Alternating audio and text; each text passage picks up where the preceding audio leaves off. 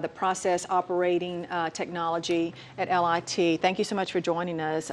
We do need an expert to really, other than a refinery wife, to break down exactly what's going on. I can't say exactly what's going on. I'm hearing the same things you are. But from my experience, I do know that all of the local agencies are working together along with the plant. Their main concern is to keep the surrounding community safe. Therefore, we have the mandatory evacuation. Please pay attention to that. They are monitoring the air quality. They've seen the secondary explosion, and so they're taking that into account and doing the things to keep people safe. So it's very important you listen to what they have to say and follow their instructions. We were looking at video earlier of the fighters trying to keep those ball-shaped tanks cool. Yes. Why is that so important? Those spheres contain the highest pressure material, so they're under a tremendous amount of pressure, and in most cases, if they were released to atmosphere, they would vaporize. And so they're trying to keep those cool so that the pressure doesn't continue to rise and have a failure again. So that's the purpose of it. Something else that we noticed as we were looking at those images coming out of TPC, how the smoke transitioned from being that light gray to that really, really dark black. What does that signal to you? Well, you have what we call a fire triangle, and you get into the chemistry of it, and it takes a certain amount of fuel and a certain amount of oxygen to get fire. What's most likely happening is that we have some of the hydrocarbons, which is the butadiene, that is not being completely combusted. In the plants, what we do with the flare is we'll send steam to it, and that will help to where we'll get the gray or the light smoke. And so that's part of why they're monitoring the air quality, is to see if there's unburned hydrocarbons that are getting outside. And therefore, that's why they've called for the evacuation. Valerie, you're taking a look at this picture with us right now. So explain the sphere-shaped tanks, and we see the fire getting so close to that. Is that a really major concern right now? Well, it's definitely a concern. You can see the fire that's right by the ones on the far left.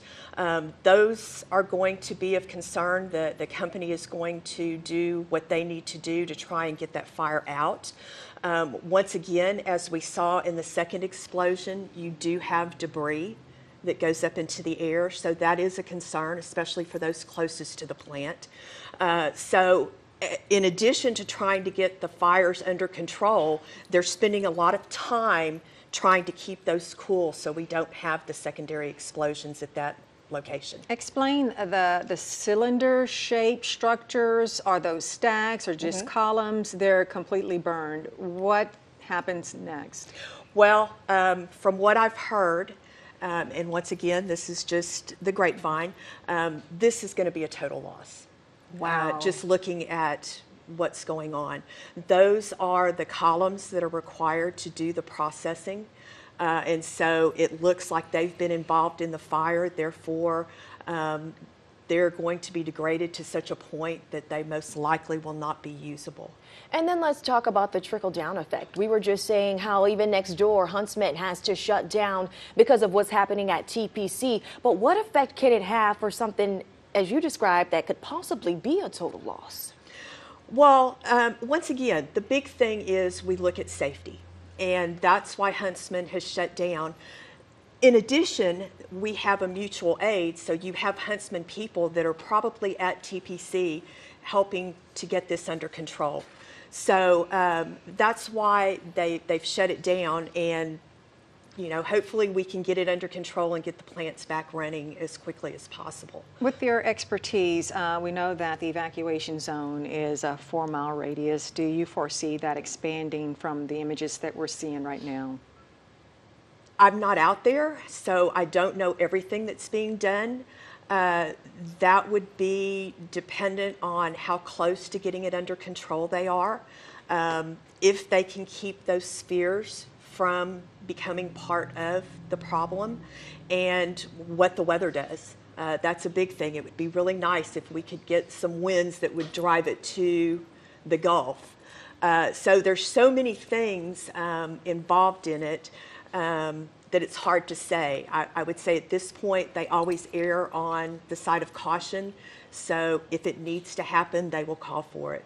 And of course, we're leaning on your expertise, but you don't have all of the details. But we do want to pick your brain while we have you here. Just from past experience and seeing situations like this unfold, about how long could we be looking at as it pertains to getting this under control?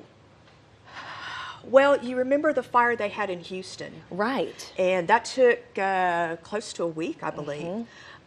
This could be something that we're looking at very similar, simply because you do have those spheres there. So that is the big unknown, is keeping those cool.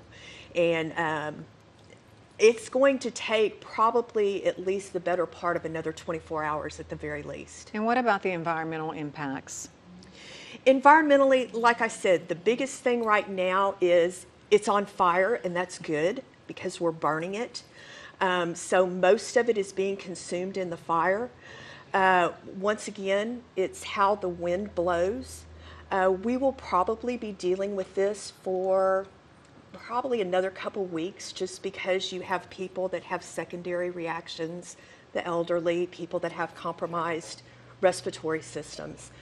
So that's why it's important that they listen to, the shelter in place, get away if you can, that kind of thing. So let's go back, if you don't mind, to the picture. You see that there's more cooling support happening that we didn't see initially. So as you mentioned, this is very important right now that they definitely keep these tanks that are still intact cool. Yes. But I don't see much of that for the ones that are closer to the fire. Well, remember too, you're close to the fire, and so a lot of that water may become steam. Wow. And so, and we can't see what's going on. So I know that they have water on that. I'm sure that they're doing everything they can. Remember, you don't want to get water close to a hydrocarbon fire because it can actually cause it to spread. The butadiene will sit on top of the water, and as the water spreads, it'll spread the fire. So you have to be concerned about that. That's why they use foam when they fight these types of fires, so that it will stay on top of the fire and smother it. So there's other things that go into the use of water as well. Right, so we could probably see some of the foam being used. And do we have the capability, the facilities that produce the foam here, or would there have to be an outside source, do you know, that would have to bring that in? This type of fire, I would imagine they are going to have to go out to other places. It's natural in the industry to have mutual aid, so you call the surrounding companies and get theirs, so I'm sure they're calling on them to use their stores of foam and firefighting equipment. And like I said, it'll just be a matter of how long it takes to get it all under control. And, we've been talking about the employees and the fact that this was a saving grace, that the initial explosion did happen overnight where you aren't as staffed as you would see in a midday shift maybe. Right. But just talk to us about some of the conditions they're probably facing as this is happening. As far as the people that are working in the plant? Correct. I'm sure that they've called extra people in. So people that were off have probably been called in. As I said, with the mutual aid, you've probably got people from other companies there. You definitely have their firefighters in there. And so they've called on everybody. And remember, these plants practice these things, and they have fire departments within the plant itself. Now, we can't do something like this, but they practice constantly through the year. And they even do mutual aid scenarios where all of the plants come together. And so this is a testament. I have to say I'm very impressed with what they've done so far. This is a testament to the plants being prepared. Unfortunately, accidents happen. That's just the way of the world. And I think that as quickly as we came together and started fighting this, I think it's going to minimize what could have potentially happened. What is the immediate timeline? Let's just say within the next 3 hours. What can we expect to happen, and then overnight? Within the next 3 hours, the same thing that's been happening probably the last 8 hours. They're going to continue to try and fight the fires. They're going to continue to keep the water on the spheres. They're going to continue to monitor the air quality, and they will keep the communities surrounding the plant informed of what's going on. Overnight, much of the same thing. There's just no way, since I'm not there, like I say, I'm assuming they're probably going to let it burn out, and that will take probably the better part of 24 hours. All right, and I do want to circle back to that butadiene that we knew started burning after that first explosion that happened just after 1 o'clock. A lot of people on our social media pages making comments in terms of how worried they should be and what we should know about that chemical that was burning earlier. So if you wouldn't mind just giving us your perspective on that particular aspect of this event. One of the first things I did was pull an MSDS, which is a material safety data sheet, that gives you that information. If you're interested in it, you can go to Google and just type in MSDS butadiene, and it will tell you everything you need to know. Looking at it, it is a known carcinogen and what's called a teratogen, which means that it can affect a fetus, but that's for long-term exposure. The short-term exposure limits, they haven't found any, and this was according to what I was reading, they haven't found any definite problems with that. So that's good to know.